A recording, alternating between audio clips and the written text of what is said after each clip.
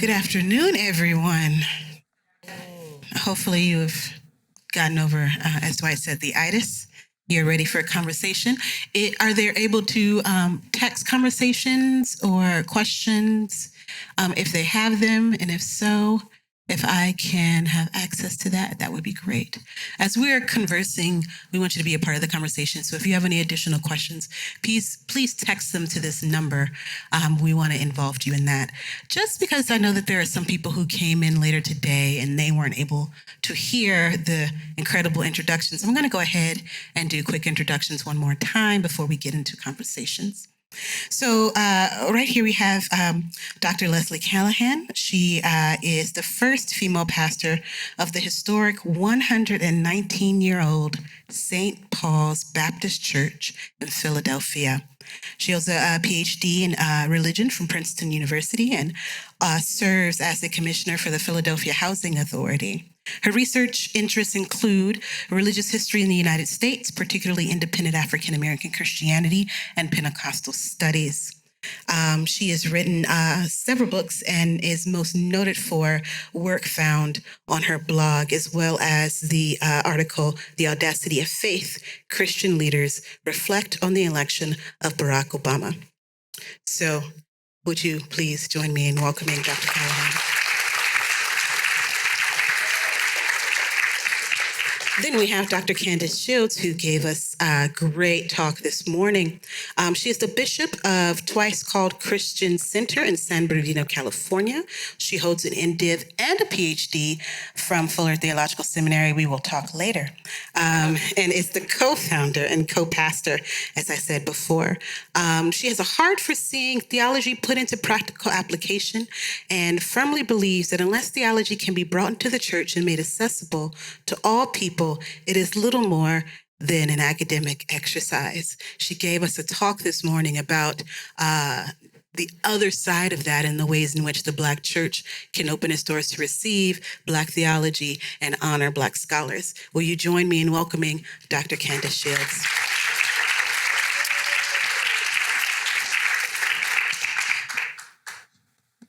Then we have Dr. Lisa Thompson, who is the assistant professor of homiletics at Union Theological Seminary in New York. She holds a Doctor of Philosophy and a Master of Arts in Religion from Vanderbilt and a Master of Divinity from Fuller Theological Seminary. We will also talk later. Research and teaching, her research and her teaching are connected, as you heard just a few moments ago in the panel. Her most recent work is Ingenuity Preaching as an Outsider, which explores the ways in which Black women navigate matters of voice in preaching while often in the presence of cultural histories and contexts that deny their abilities to construct meaning on behalf of a community. And she's also working on a forthcoming book, Preaching the Headlines. She gave us a great talk this morning about the ways in which we can understand proclamation as speaking to dry bones, inviting us to dance, to laugh, and to cry. Join me in welcoming Dr. Lisa Thompson. Ooh, lots of reading, man. Dr. Valerie Cooper is the Associate Professor of Religion and Society and Black Church Studies and is the first African-American woman to earn tenure at Duke Divinity School. Now, y'all know how few and far and in between tenured track positions are, so amen to that. She holds an MDiv from Howard University and a PhD from Harvard University. Using historical and theological methodologies, her wide-ranging scholarship engages issues of race, religion, politics, and popular culture. Her work, Word Like Fire, Maria Stewart, the Bible, and Rights of African Americans, analyzes the role of biblical hermeneutics in the light of Maria Stewart, a pioneering 19th century African American woman theologian and political speaker. Her forthcoming work is entitled Segregated Sundays, which evaluates the success and failures of the racial reconciliation efforts of Christian congregations from the 1990s to the present. Join me in welcoming Dr. Valerie Cooper.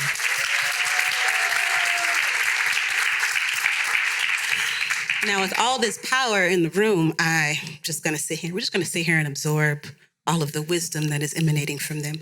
As we have seen the work of Dr. Katie Cannon and the pioneering work in womanist theology that she has laid out for us, I think it's good to take a moment to realize that when she was in her PhD program, as expressed in the video, it's my first time seeing this, how it was her advisor and the people around her that called out of her the work and the word of her grandmothers and her aunties as they sat around that kitchen table. And she, in turn, gave her life's work in calling that work out of others. So I think that is something that is so rich and so something that we can take as we go into this panel. I wanted to read a quote that she gives in this little pamphlet book that I found in the library entitled A Womanist Theology Primer, Remembering What We Never Knew, the Epistemology of Womanist Theology. And so she gives a really brief overview of what womanist theology is based on historical context and pedagogical context. And it's a really good read for those of you who are wanting something really quick to understand what womanist theology is. But she quotes here Diana L. Hayes in Understanding the Ways in Which Womanist Theology, based off of the term Alice Walker coined in 1983, how it registers in religious context. And she quotes Diana Hayes saying, "Womanist theology emerged as women of African descent in the United States, engaged in the study of theology, realized that their presence was taken for granted. It seeks to affirm their roles as women who have been full and active participants in the history of Black Americans and the United States itself. Both feminist and Black male liberation theologies have erred historically in claiming to speak inclusively, while basing their theologies primarily on the respective experiences of only white women or Black men. Womanists assert that full liberation can be achieved only when all forms of oppression are equally addressed." And so as we engage in our conversation, I want you to keep that definition in mind. And as you're framing your questions, think about that as well. Hello. As we are engaging in this conversation, I think in the life and legacy of Katie Cannon, all four of you women have been incorporating your life experiences into your work. And so I first want to start by giving you some space to talk about your work as it relates to how you think about and intersect with womanist theology. We can start at any given point. Yes, Dr. Cooper. So as was said in the introduction, I wrote about Mariah Stewart, who's a 19th century African-American woman, political speaker and preacher. She is, we believe, the first American woman to give a political speech to an audience that contained men and left copies of her speeches. And yet they're very sermonic, they're full of biblical texts. The use of that sort of source, an American woman who was not theologically educated, who was not ordained, and to regard her as an authoritative theological source or someone who might have something worthwhile to say is inherently womanist. If we didn't look at those kinds of sources, there's a wealth of theological wisdom that we're just ignoring because these people don't have credentials or because they don't have ordination certificates. But looking at a source like Stewart, looking at what she's doing in her time and realizing that she's speaking not only to her time, but to our time, is really a gift of womanism. It's acknowledging, it's decentering the ways that theology has been understood as primarily male and European, and acknowledging that there are other people who have something to say, right? So my scholarship would not be possible without womanist theology. So I want to say I want to frame this. I was a seminarian at Union Theological Seminary in New York in the early 90s when womanist theology and ethics were really beginning to flourish as an academic discipline. And so it was a time in the life of the seminary when we had lots of events that had folks like Katie Cannon there. One very significant event was in the when Dolores Williams, another womanist theologian, actually took the Tillich chair And I say all of that to say, some very formative aspects of my own theological development happened in a context of womanist liveliness. And what I remember and what I experienced of Dr. Cannon from that time in my early development as a professional, both as a clergy person and eventually as an academic, was that she, and I would say this is true, the womanists generally, but always Katie Cannon in particular, brought a deep humanity to her every interaction. She showed up as herself in ways that, like as a human being, she had a very, both in her kind of ethical thinking and ways of being and her pedagogy, the whole nine, she had a very, a deeply human way of interacting. And so this question of how these stories get called forth and how it ends up a part of your work is really about the recognition of our humanity, the recognition of the humanity of the people who we are now listening to, who we might not have heard otherwise. And she modeled that both as she presented in the world, but also as she interacted with students and people in lectures and so on. Nobody who ever heard her talk missed her incredible sense of humor. And so I think that's a big, I think this, so that's the long way of answering the question for myself. One of the things that I do as a preacher, which goes back to something you said earlier, is to bring myself. Mm-hmm. I learned this from people like Katie Cannon. I don't pray less of me before I preach. Because I don't think that's the point. I use this analogy all the time. I think it's really important. When we decide that we're going to distribute water, we choose what kind of vessel we want. If I pick a hose versus a pitcher, I've made a decision about how I want the water to come out. I need the hose to be a whole hose. Mm-hmm. I don't need the hose to not be a hose. The water is going to be water regardless. But I have made a decision about how I want to distribute the water, and the decision I made about how I want the water distributed depends on the hose being a hose. Yeah. Mm-hmm. So I'm trying not to preach. No, don't push me. I'm always on the edge of preaching. So in any case, so I think that this business about showing up fully is part of the womanist project. So I am a womanist preacher. Showing up fully as Black woman from West Virginia, the kind of complexity of all the stuff that I am, and telling the truth about it, it goes back to what you said again about being vulnerable. I don't know everything. And you gave me a mic, which means I still have authority. I just get to redistribute it. I get to make decisions because I got the mic. I think the Womanist Project is really about what kinds of decisions do we make? And how do we show up? How do I show up fully human? This is true both of the primary work that I do now, which is as a preacher and a pastor, and it's true of the work that I did as a scholar. The work that I did as a scholar, I worked on Pentecostalism at the point where I no longer was I wasn't ordained as a Pentecostal. I wasn't really worshiping in Pentecostal context as much, but I felt like that community deserved to be attended to, not unlike in the ways that you attended to Mariah Stewart in your work. Again, this business about owning your own identity is deeply womanist to me, and it has had an impact on absolutely every bit of work I have ever done. And every bit of work I will ever do, not just professionally, but the work I do interpersonally. I'm a womanist parent.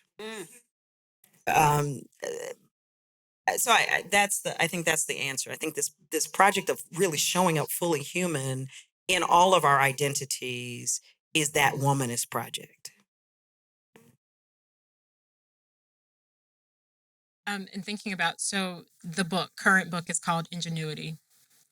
The title Ingenuity would not be here without Dr. Katie Cannon, right? This is right at the center of her Black womanist ethic. And so thinking about, so I'm trying to tour between where to go because of Dr. Callahan here, thinking about that we begin with the work of who we are. So I began asking questions about Black women's preaching voices because I was a Black woman at Fuller Theological Seminary. And was in, so, and in the context of this place, and while I was trying to go through a intro to preaching course, I was too aggressive as a Black woman.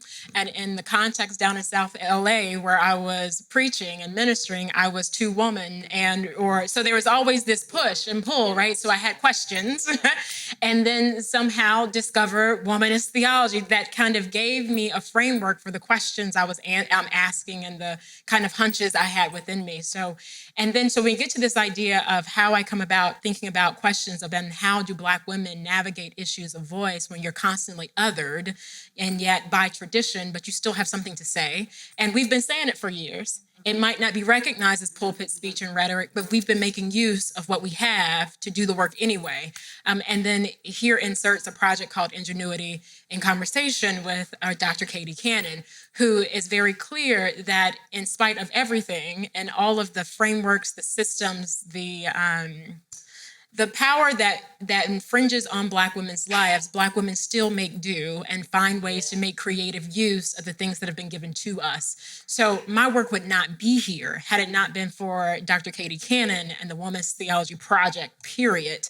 And so this is what's kind of central to the work. So then when I come to the page to talk about Black women in preaching, I am most concerned with the ways in which we make use of tradition to subvert tradition. Because it's not a matter of women not preaching, women not speaking, it's where we're preaching and speaking, right? So whether it's pulpit proper or other places, that we're still finding ways to speak and do this thing, and people are actually listening. So it's also not a matter of people not listening, that I am fascinated by the ways in which we make do with what we have and then gain a listening in that process. So then to circle back around to the Womanist Project, as a womanist homiletian, I want to say, well, I want to know what we're doing, how we're doing it. So if we can at least understand it, we can do more of that more intentionally so that we can just overhaul the whole system. I'll leave out the adjective, the whole system. I know what you meant. I'm at Fuller, not union, I'm at Fuller. But yeah, so thinking about, and that's how I entered the conversation alongside of my womanist colleagues and foremothers who have laid the groundwork.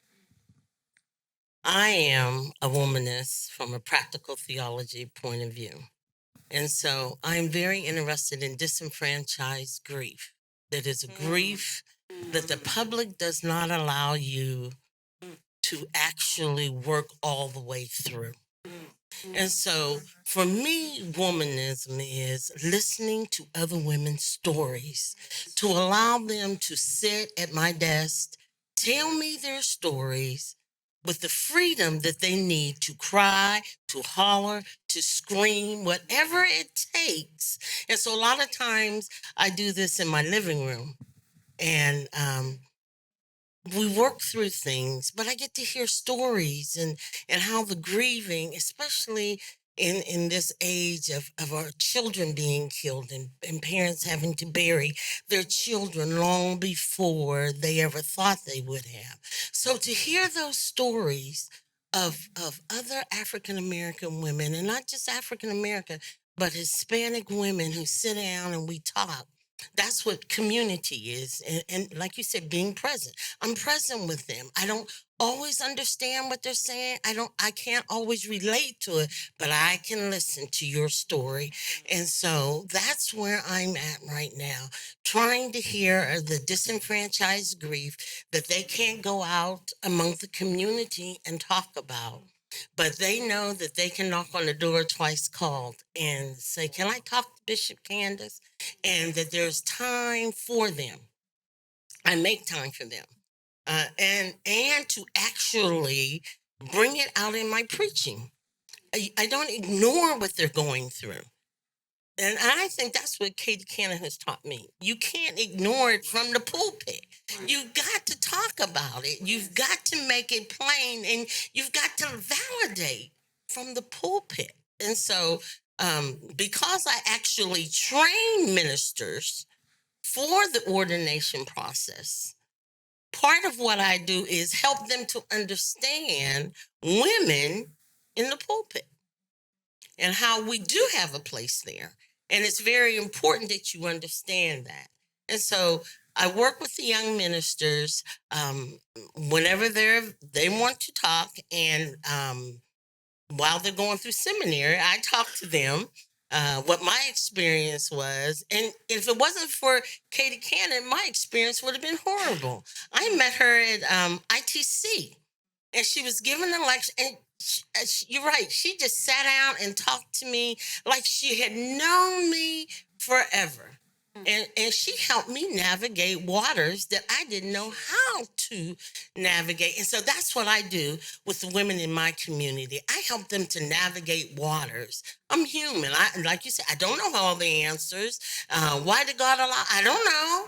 But you know what? I can listen with you, and we can just work through as much as we can work through, and then we can dialogue, And so for me, it's very practical. Is actually taking theology and making it practical, making God to be right there with them. Amen.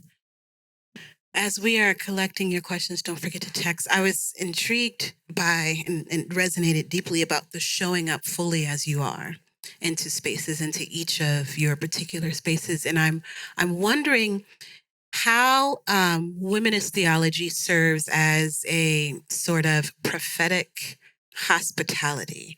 There is this sense of invitation that exudes from women showing up in the fullness of who they are. But there's also this correction, because showing up fully you as Black and as woman names other exclusion by other groups. So that's why womanist theology shapes and critiques Black theology, feminist theologies. So the question I would put forth is, in what ways do you see womanist theology both as a critique for those theologies, but also as an invitation, particularly for other groups? Dr. Thompson, I know you talked about the LGBTQIA community. And the Hispanic community, I think Dr. Shields, you talked about. So in what ways is womanist theology both a critique of other theologies and also an invitation for other groups to show up as their full selves? As a historian, one of the things that I love is talking about the civil rights movement and the power that the civil rights movement has had in encouraging other groups to claim their liberation. One of the wonderful things about womanist theology is that as Black women claim our voices, claim our stories, it has encouraged others to also claim their stories, to tell their stories, to begin to think about the ways that their life and culture has shaped their theology. I mean, we've made this point several times. I mean, I'm an African-American woman. I'm a fifth-generation United Methodist. I was born in Washington, D.C. All of those things, all of those experiences shape the way I move in the world and the way I understand God and community, right? God saved me in all of that. So then I expect God to continue to use all of that as I live my life as a Christian. I think that here's another good place, from my perspective, to invoke the work of Dolores Williams. I take very seriously the mandate of survival and quality of life. Wholeness and well-being, I believe you talked about earlier. I take that as a mandate. I think that's right. And it's also very practical. So it's a great test for how I do it. Okay. We got to the dance a little sooner than we anticipated. So it really is. It's a very good test of it's part of how I think about what I say when I preach. I actually use it as a methodology, as you sort of described earlier. Like, if a lot of times people don't do what we say, most of the time, I would say, I spend most of my time recognizing that people are not going to do what I say. But on the off chance that they might, what does it mean? Who does this privilege? Who does it hurt? They're just some very practical questions. And if we do this, will we live? And what kind of life will we have if we do this? And then it makes you very it makes me very attentive to. I find myself, in fact, saying, we can't live like that. Like, it's really like, that's not going, no, you start to be able to see, okay, well, we left out some key folks here. So I think that's so that goes to the question of, so sort of how do you, how does it critique various other ways of doing theologizing, assumptions that are underlying those. And it also makes me open to hear somebody else say, see, I can't live with what you just said. I never know where those folks are going to come from. But if I'm going to make this my ethic, then I have to be open when somebody says, yeah, I can't live like that. And it does happen. And I'm like, oh, now let me go rethink this. Oh, wait, I thought that was true. But if you can't live like that, then I got to rethink this. Yes, like don't want to live like that, right? That it's not like, so it's not real life. That's not good life. You're not gonna put me in that box, right? So I think that's how it just opens up a lot of space, and that to me is a womanist project. Yes. The prophetic piece of this is acknowledging that a lot of what people do under the name of religion is not life-giving, right? And part of the prophetic charge is to call it out, right? The death dealing, right? I want to pick up something on this piece about particularity, because I think that is the gift of this project, that there is something where you're talking about the critique in the space, where there is something we're owning the deep particularities, and that owning the deep particularities does not do us a disservice, but actually serves a greater good. And the fact that when I own a deep particularity, that's a testing of truth against particularities, and truth doesn't land on people who don't have bodies, right? So word doesn't land, word lands on bodies, and they're very particular bodies in particular contexts and time, but it also requires this openness to humility. I don't know, Dr. Lloyd said earlier, this idea that we're always in progress and process, so which is why I agree, like fundamentally, like, yes, that I am constantly being challenged because I am very particular in my existence. I don't live every existence, but other people challenge me then. And if you're truly going to live out a womanist ethic, theological ethic, then are you going to make space for me too?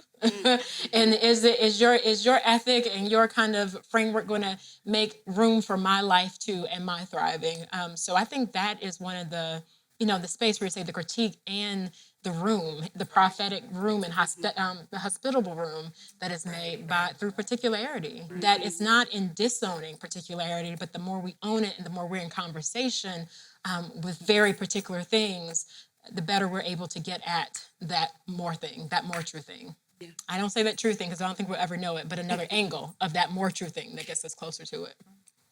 Yeah, it's good. I think the hospitality part of it is making room at the table for everyone. Regardless whether you agree with me, regardless whether I agree with you, there's still room at the table for us to sit down and dialogue. And that is what womanism really, to me, as a Pentecostal, there's a lot of things that we were brought up believing you could not do, you just could not do. And so now to sit at the table and say, like you say, I can't live like that. I don't want to live like that. And to make me go back and say, well, how can I be humble enough to accept what you're saying and actually accept the fact, like, it's not going to change and you're not going to do it, but it's okay. That, I think, for me, is the one that it's okay. That I don't have to say, I don't have to condemn you. it's okay. Yeah, that really notes the sense of grace that is extended in particularity. We have several questions that just popped up all of a sudden. So thank you for your engagement.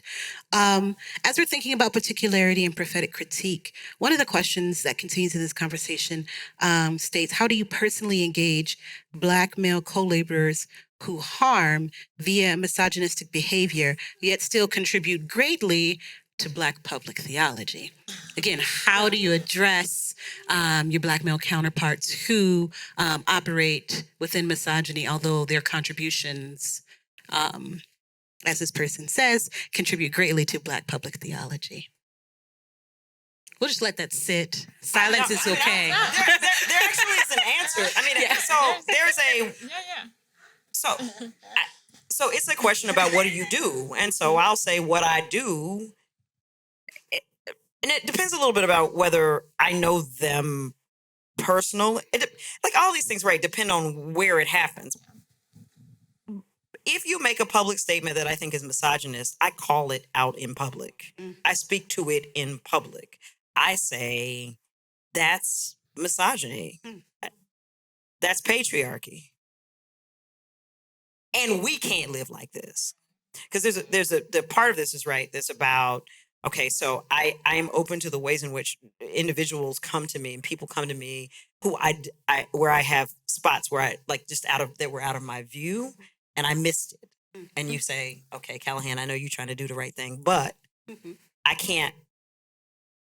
So my posture is always, well, you need to live. Here's the reality. The way misogyny and patriarchy work is they don't care nothing about us living. And so so if you demonstrate there are people who make good contributions and who make mistakes. That's one thing. There are some folks who operate real loud and wrong and with a framework that is misogynist and patriarchal. And those people I call out. And if you're my friend and I think you didn't mean to, I'll say, you, my friend, I don't think you meant to do this, but that's actually what I do. And anybody who knows me knows that this is true. This is what I do. I heard that question just being so kind of messy. Y'all just wanted us to tell you who these people are, right? You know y'all who just they wanted are. some names, right? So I completely blanked after that. I was just gone for a little while, so I'm back now. All right. That was my response. I didn't even hear it that way, but you're right. I totally heard that question completely. As a bishop, I get to go behind closed doors. And so behind the closed doors is where I deal with it. You know, in the smaller circles, before the service starts or after the service starts, because I'm usually the only woman in there.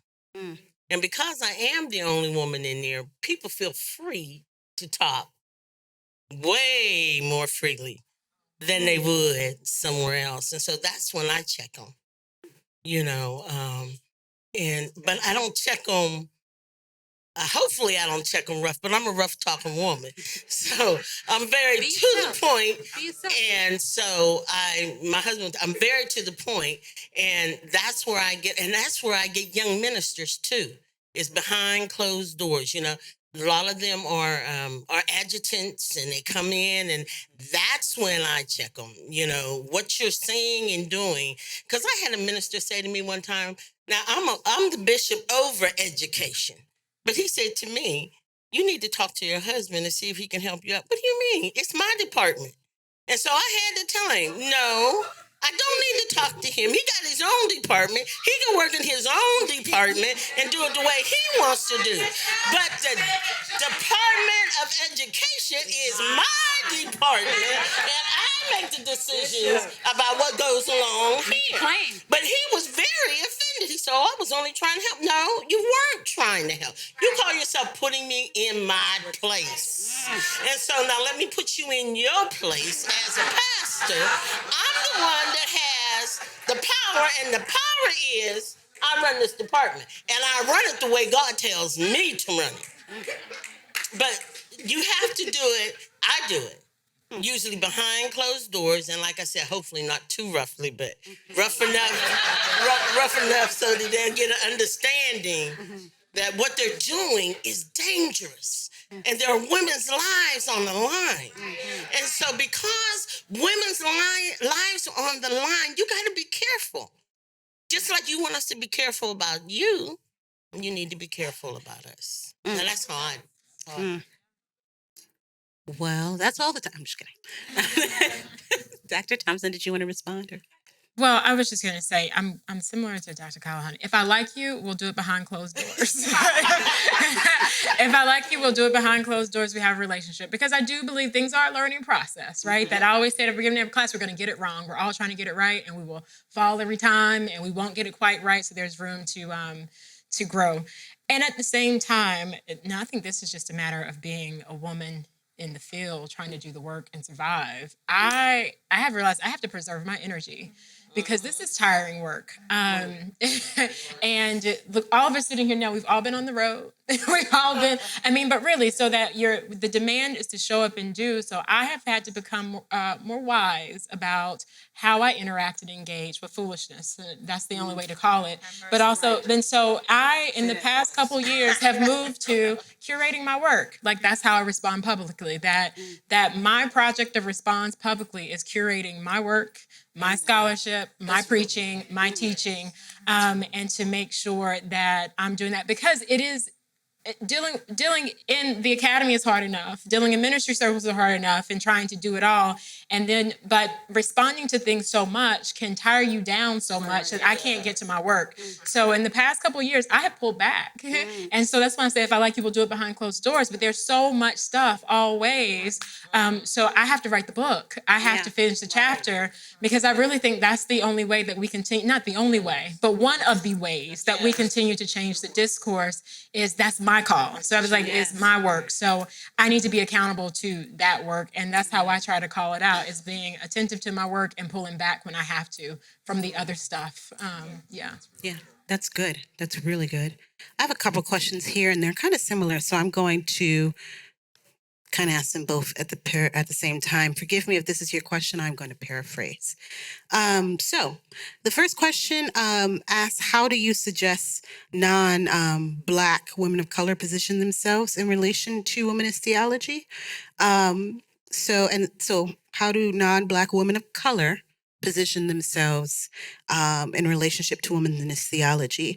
The other question relates to the notion of Christian femininity that differs from normative white femininity, and I would trouble in that question the word normative white femininity. You're already naming a sense of normality within white femininity that I think womanist theology pushes back against. But teaching moment for the question. But how do non-Black women of color position themselves in relation to womanist theology? How do you understand the concept of femininity as different from white femininity? It seems to me that part of the issue is for you to write your own theologies, right? For you to begin to use sources that are indigenous to your community and to your life and to your history, in the same way that Katie Cannon did with African American women's history.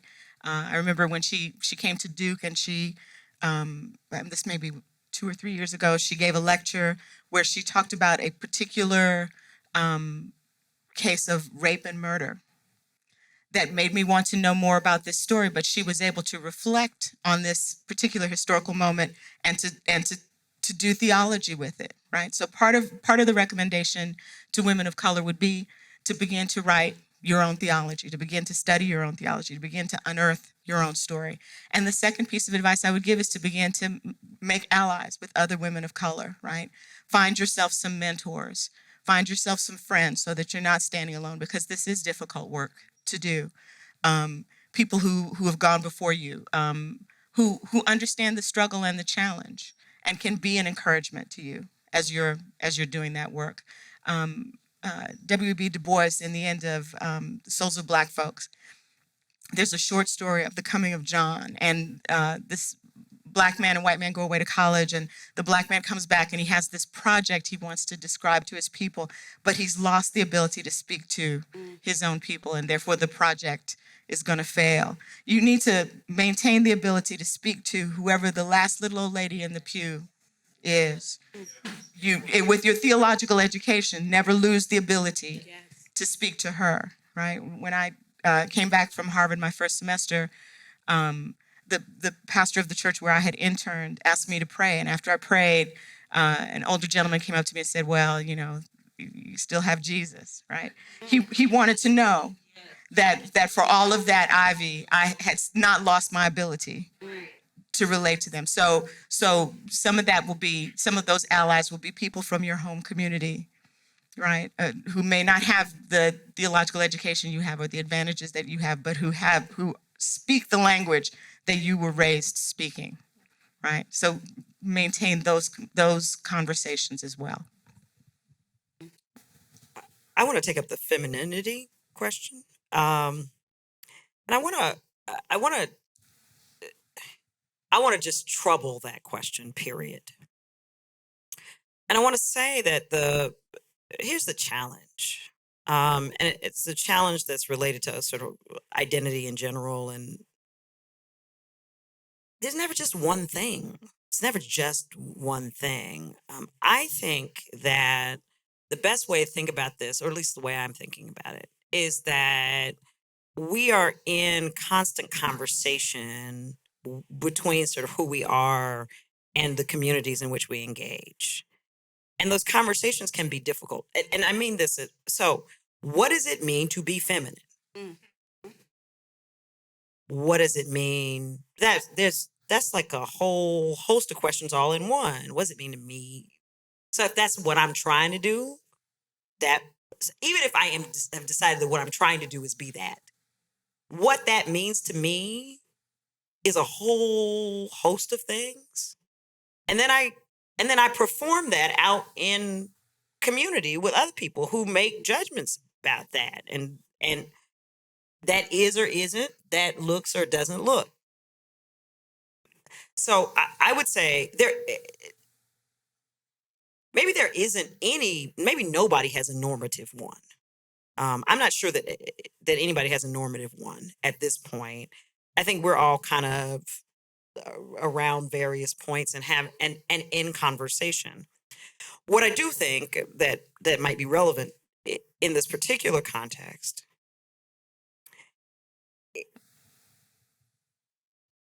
is that those of us who occupy spaces that were traditionally male have to be prepared for the ways that our very presence is transgressive.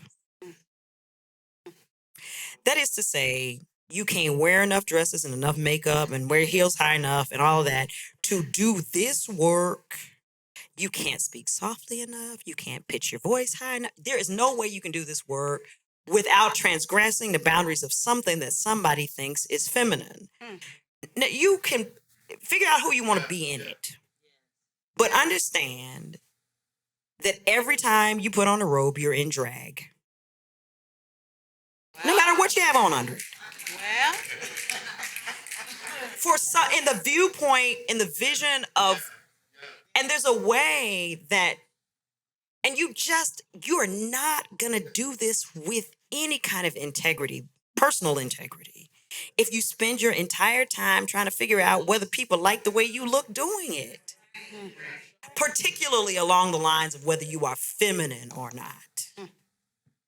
So I'm saying two different things. I'm saying, on the one hand, I recognize that all of us who embody identities are trying to figure out what those identities mean to us. And that is a worthy project, because that's about sort of self-actualization and realization. That's a worthy project. If you identify as a woman, if you identify in a binary, if you do that, then figuring out how you do that is part of your project. That's part of your life. That's what it means to live your life. But if you're trying to do it over against some line that other people are drawing, you are doing death to yourself. That's death dealing. you will never be comfortable in your own skin, because the people who draw those lines with that kind of firmness never meant for you to be inside of that space to start with. And you can be doing both of those things at the same time. You can both be trying to figure out, okay, what does woman mean to me? Because that's important. But that, don't let other people's gaze define that for you. It's enough to be trying to do the work of figuring this out on your own. That's hard enough work without that other. But that's true for white women too. And men. This is true. And non-binary. I mean, it's true, period. All of us are transgressing these boundaries in one way or the other from time to time. And you can just spend your whole life being, a not quite good enough version of whatever this thing is that. So that would be I think there are a bunch of things going on there at the same time.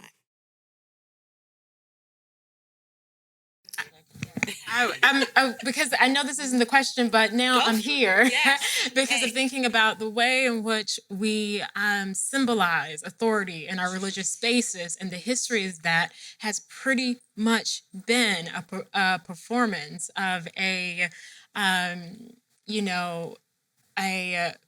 masculine, or performance of masculinity based out of a kind of cisgender heterosexual male particular performance of masculinity, which is why you say, well, wait, there are all sorts of people who are transgressing those boundaries because it's a particular one. So whether you're male, woman, non-binary identifying, everyone is transgressing that thing that's been put up in kind of on our radar.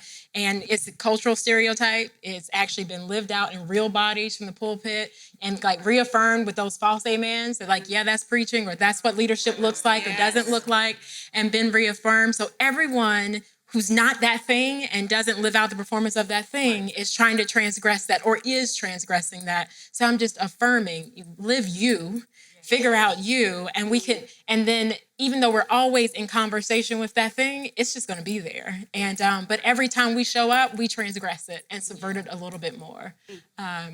I just want to say one thing about methodology. Yes. So when you were talking about this conversation with other women and groups, I think the gift of the Womanist Project is methodology, and thinking about how beginning with lived experiences on the ground is the way the work is built. So, and being true to that lived experience on the ground, whether it's the church mother in the back or the deacon or my mother, who's my litmus test, to say, can you bring this back home? And is this accountable to the people that you claim you're accountable to? It's the gift of the project and just the conversation starter. Yeah. That's good. That's really good. We have a question here, and the person named themselves, so I will honor what they have said, and I will name them. Nakia Robert from Claremont School of Theology asks a question, and I think it's good in light of understanding not just Katie Cannon's work, but we also lost another great woman, Aretha Franklin, and the way in which she lived her whole true self, both in church space and in pop cultural space. So Nakia asks, what is your vision for the sustainability and future of womanism? In what ways can womanist thought be problematized and expanded to traverse sacred and secular spaces in order to increase its reachability, relatability, and relevance for the wider audience among the church, popular culture, religious pluralism, she goes on, non-heterosexualism, globally and larger contexts of society? So to summarize, what is the vision and the future of sustainability of womanism, and what ways can it be problematized and expanded to traverse sacred and secular spaces in these various arenas? So I'll start by saying this is not an answer. This is actually to discuss, to raise a way in which it's already problematized. I was having this conversation with a friend of mine who doesn't identify as woman, who explicitly identifies as Black feminist. And part of the reason why she doesn't identify as womanist is because she doesn't operate in this theological milieu. And so most of the way that womanist gets used in other academic discourses is actually as a throwback to a kind of derivative Black womanhood that keeps men comfortable. So if you've heard of Africana womanism, for example, as the sort of prime example of this, so there's a way that womanism, as we've been talking about, really functions differently than womanism in some other sort of in non-theological, ethical, and outside of this particular space that we're. So the first part of what I would say is that there's already womanism is already sort of out there, but in a way that's actually troubling, and I would say pretty definitively that I am not that. So then so that's piece one. Second piece is that it seems to me that at least in its inception, and particularly as Katie Cannon did the work, traversing the spaces of the academy and the kitchen table and sacred and secular is exactly all of what they were doing. Sort of raising up Alice Walker in the first place, the work around Zora Neale Hurston, which is itself a kind of boundary traversing, academic boundary traversing, the work of I guess third and fourth generation womanists that takes seriously all the kind of pop cultural stuff. Beyonce in particular, I feel like is a kind of a point of reference for. So I think that work is part of what is ongoing, and it is doable because from the womanism that we're talking about, that the theological and the theological academy has always taken things that you might consider secular as part of its sources and as normative.